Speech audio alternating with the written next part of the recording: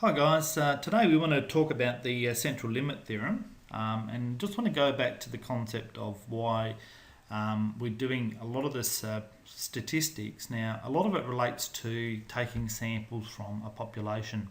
So what I've shown here is in fact my blue circle. This is the population maybe of Australia, alright, so the population of Australia. And these yellow squares that you can see around here are samples. Right, so let's say we're looking at the election. Right, so if we're looking at the election, then what I would do, I don't really want to have to sample everybody in Australia to find out how each of the parties are going. So what I would do is I'd take a sample of that population. All right, so the things that we would like to consider when we're doing that is how big should this sample be, and we'll be talking about that in a later video, and then how does that compare with the real answer, and then also how confident can I be that that is a true representation of the population, the way the population thinks about maybe one of those parties. Now some terminology that you need to know is population. The population, we use the symbol nu for the mean of the population, and we use this sigma over here for the standard deviation. Now when we start looking at our population or our sample mean, we use x bar. Okay, now every case our x bar is always going to be equal to the population mean. We're just going to assume that's the case. Alright, and then we start looking at our standard deviation. That's going to be now given the symbol s, and that's equal to our sigma divided by the square root of n, where n is the number of pieces of data in our sample that we're taking. So if we took 30 in our sample, then 30 would be what our n value is. In the previous chapter, we talked about a binomial distribution becoming normal if the conditions where n was greater than or equal to 30.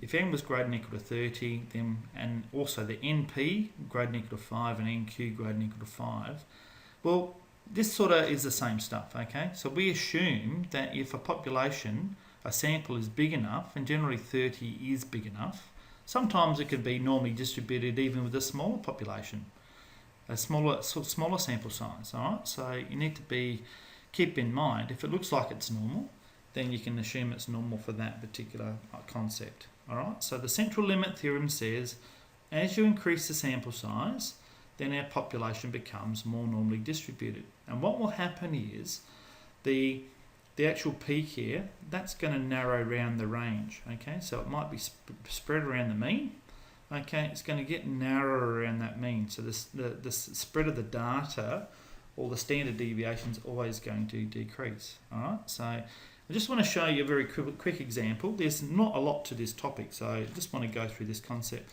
So if we have n is equal to these values here, and I want to show how the sample standard deviation changes, well, if I pick these values here, and I pick them because they're nice, easy values, and I don't have to use a calculator for.